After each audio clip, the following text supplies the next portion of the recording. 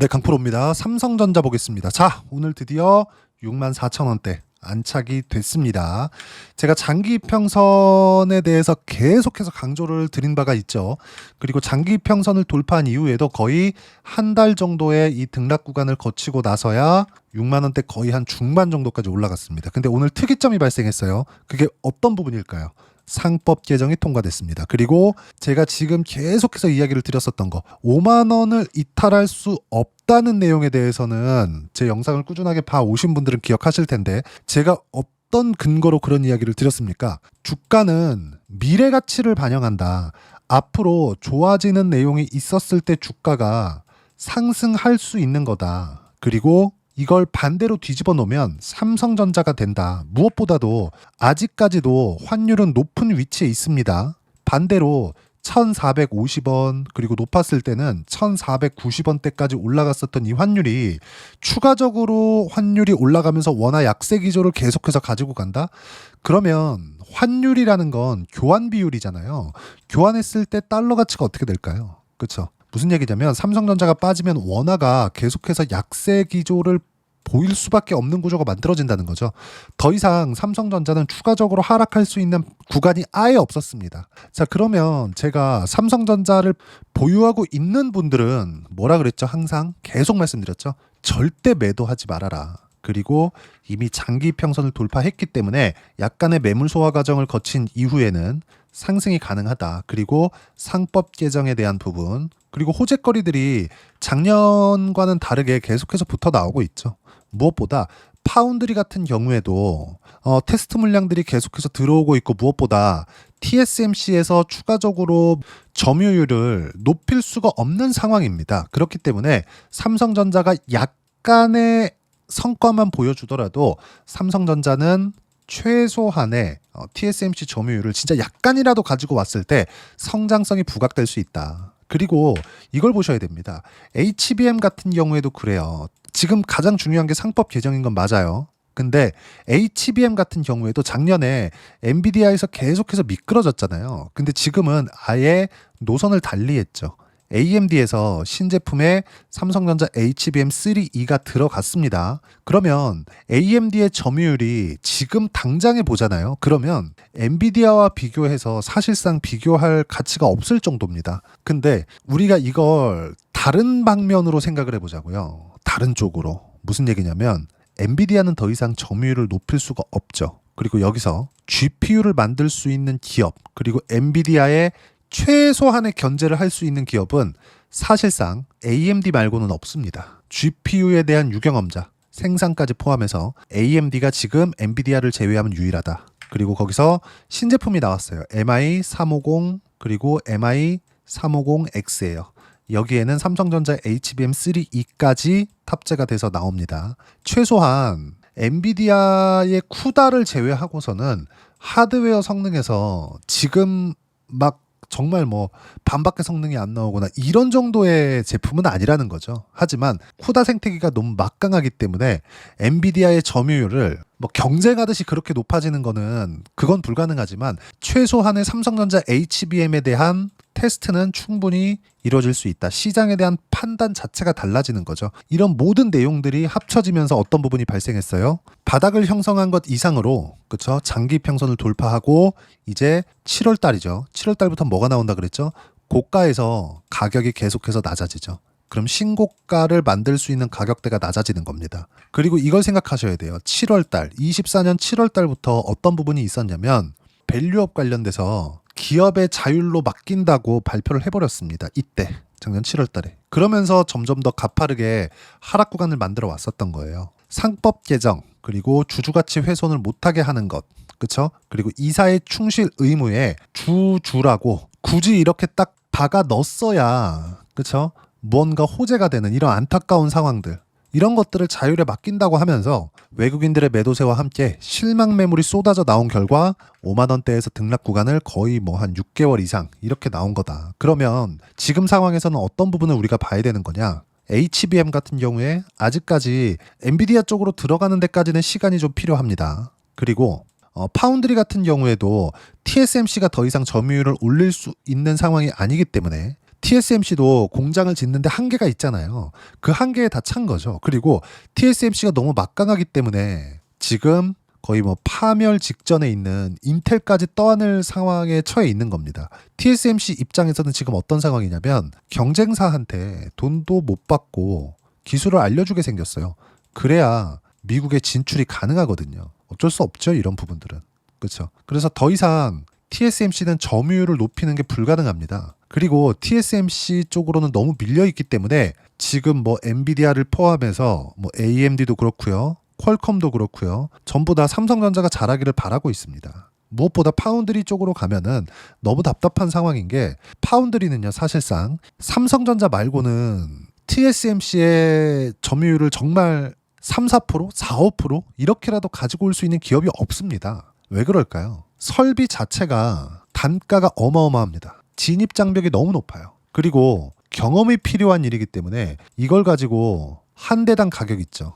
뭐 노광 장비나 이런 것들 한 대당 가격이 거의 뭐 4천억씩 5천억씩 이렇게 가거든요. 이걸 가지고 투자를 하면서 뭐 5년 10년 정도 장비를 바꿔가면서 지속적으로 투자를 하면서 경험을 쌓는다.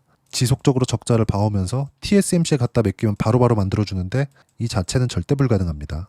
그렇죠? 자, 그래서 삼성전자는 지금 여러 가지 호재 안에 있다. 하지만 시장의 인정이 필요했다. 시장의 인정을 해준 게 딱 오늘이 첫날입니다. 물론 장기 평선을 돌파할 때도 이제 바닥은 잡혀 있다. 그렇죠? 아예 잡혀 있다. 이렇게 말씀을 드렸지만 이제는 위로 열리는 첫 번째 구간이 나온 겁니다. 그래서 제가 계속 말씀드렸었던 부분이 뭐죠? 절대 매도하지 마라. 그리고 삼성전자를 포함해서 종목을 확대시킬 수 있어야 된다.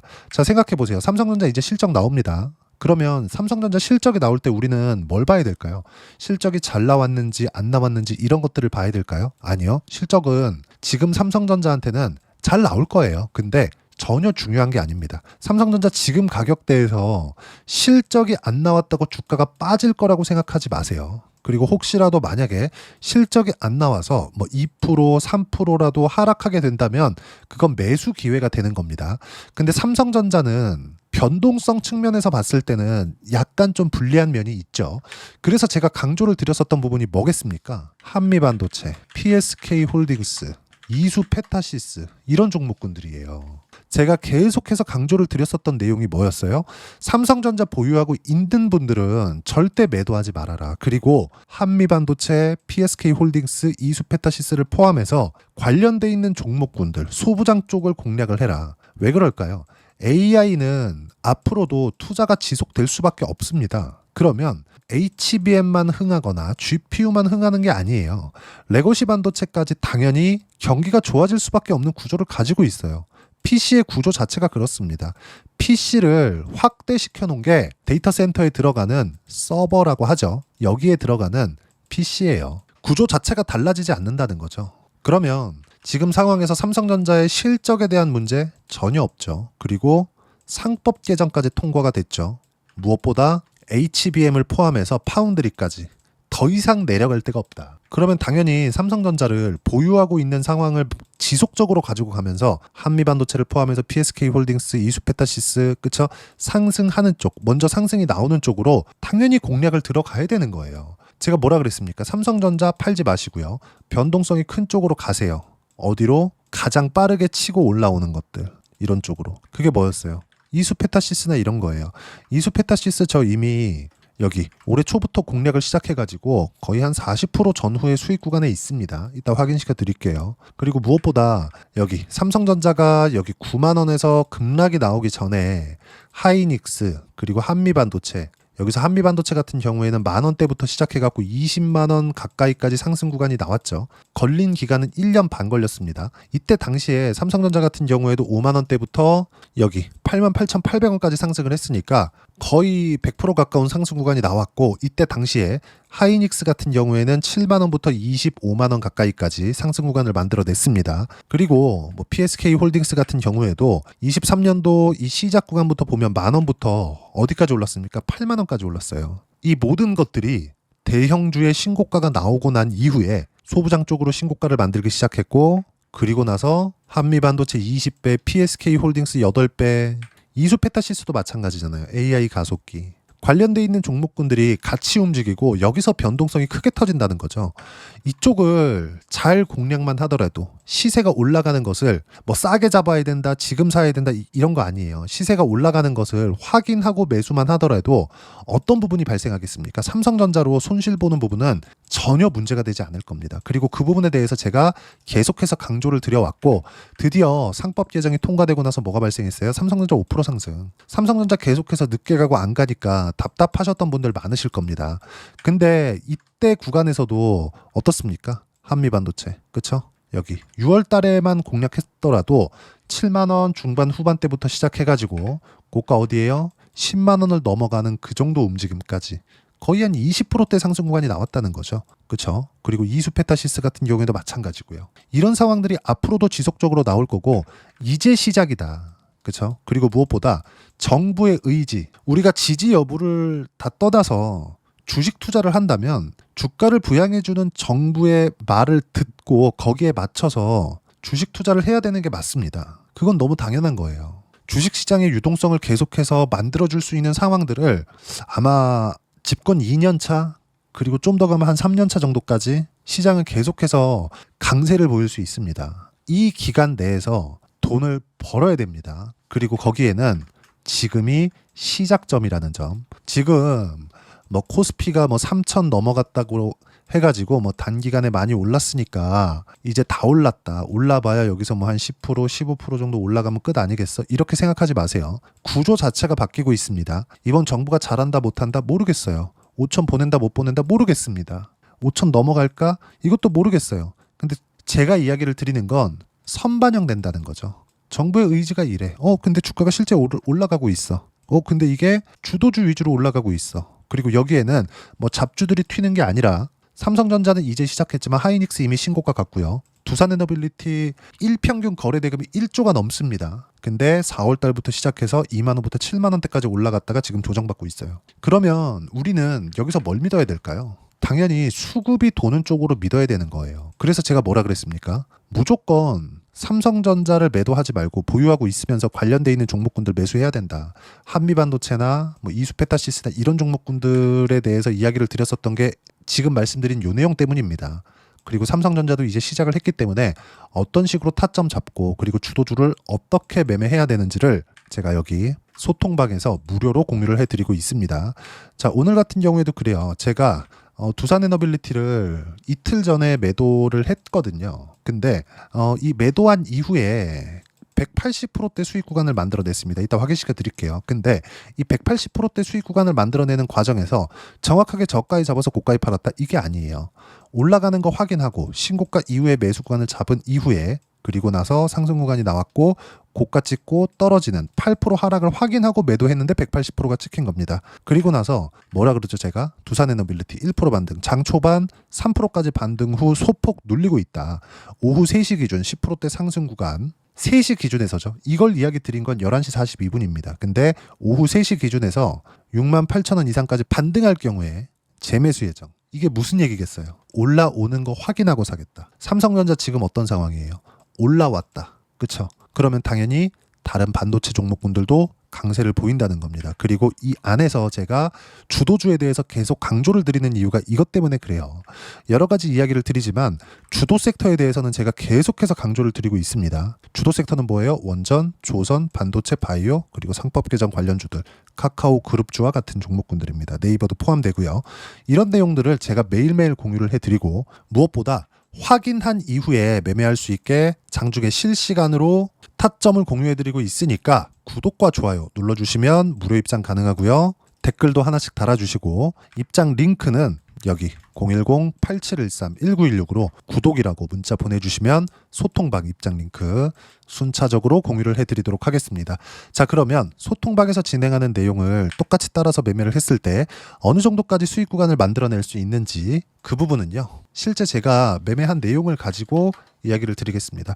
하이닉스 같은 경우에도 이래요. 그쵸? 며칠 전에 매도했죠? 확인하고 매도했죠? 몇 프로 수익? 34% 수익. 하이닉스뿐만이 아닙니다. 한미반도체 같은 경우에도 제가 뭐라 그랬습니까? 최근에 매도 구간을 잡은 결과 14% 수익 구간에서 이익 실현을 했습니다. 근데 언제 했어요? 싸게 잡았나요? 아니요. 올라오는 거 다 확인하고. 이렇게 된다고요. 두산에너빌리티 마찬가지예요. 두산 에너빌리티. 자, 내용 보시면 어때요? 항상 신고가 구간에만 공략을 하죠. 그리고 나서 어때요? 180%대 수익 구간. 수익이 이렇게 나온다고요. 여기서 잡는 게 아닙니다. 신고가를 만드는 것을 확인하고 잡아야 돼요. 지금 삼성전자 어떤 상황이에요? 7월 11일을 기점으로 해서 88,000원대의 고가가 지속적으로 낮아지죠. 신고가가 임박해 있다고 보면 되고, 이런 과정에서 관련돼 있는 반도체 종목군들이 계속해서 강세를 보이기 시작할 겁니다. 그리고 실적 관련돼서는 전혀 걱정할 게 없으니까 그런 부분은 무시하고요. 무엇보다 중요한 점은 무조건 신고가 구간에만 공략을 해야 되고, 그랬을 때 180%까지 그쵸? 수익 구간을 늘려갈 수 있고, 그 내용은 소통방에서 무료로 공유를 해드리고 있으니까 구독과 좋아요 눌러주시고요. 댓글 하나씩 달아주시면 무료 입장 가능하고요. 입장 링크는 여기 010-8713-1916으로 구독이라고 문자 보내주시면 소통방 입장 링크 순차적으로 공유를 해드리도록 하겠습니다. 자, 그러면 이렇게 100% 이상의 수익 구간을 만들기 위해서 어떤 부분을 체크하고 판단해야 되는지, 그리고 삼성전자 신고가 구간에서 어떻게 봐야 되는지, 그 이론적인 부분은요, 여기 삼성전자의 단기 보유 전략, 가격 전략 두 가지인데, 단기는 2주입니다. 2주 동안 내가 어떻게 수익 구간을 만들 것인지 그 부분이고, 그러기 위해서는 가격에 대한 부분이 중요하고요. 가격에 대한 이해가 되었을 때 주도주, 신고가 두 가지 내용에 대해서 이해가 될 겁니다. 이 두 가지 내용 모두 무료로 공유를 해드리도록 할 테니까 구독과 좋아요 눌러주시고요. 여기 010-8713-1916으로 삼성전자라고 문자 보내주시면 단기 가격 전략 함께 공유해드리도록 하겠습니다. 자, 항상 시장은 어렵습니다. 아무리 이렇게 그쵸 100%대 수익 구간이 나온다고 하더라도 항상 확인하고 매매하는 것이 중요해요. 두산에너빌리티 지금 이렇게 신고가 이후에 수익 구간을 만들어냈지만 다른 종목군들도 항상 동일하게 확인하고 매매를 했다는 거죠.